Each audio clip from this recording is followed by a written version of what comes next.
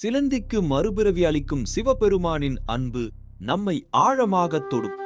ஒருநாள் ஸ்ரீகாளஹஸ்தி கோவிலில் ஒரு சிவலிங்கம் இருந்தது.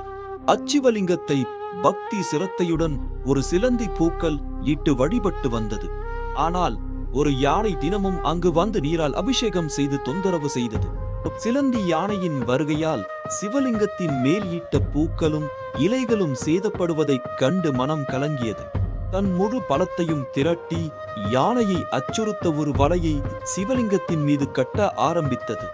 யானை வழக்கம் போல் நீரால் அபிஷேகம் செய்ய வந்தது. சிலந்தி கட்டிய வலையை பார்த்த யானை கோபமடைந்து அதை தன் தும்பிக்கையால் இடித்து தள்ள முயன்றது. சிலந்தி யானையின் தும்பிக்கைக்குள் புகுந்து அதை துன்புறுத்தியது. யானை வலியால் துடித்தது. சிலந்தியும் அதன் உள்ளேயே இறந்து போனது. இரண்டு உயிர்களும் ஒன்றின் பக்திக்காகவும் மற்றொன்றின் கோபத்திற்காகவும் மடிந்தன.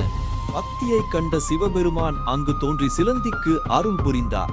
தனது தீவிர பக்திக்கு பலனாக சிலந்தி அடுத்த பிறவியில் சோழ மன்னனாக கோச்செங்கனான் என்ற பெயரில் சிவபக்தி மிக்க அரசராக பிறந்தது. இவன் பல சிவாலயங்கள் கட்டிய புகழ்பெற்ற மன்னன். இன்னும் ஒரு அற்புதம் காத்திருக்கிறது. அதை நீங்கள் காணாமல் போக மாட்டீர்கள்.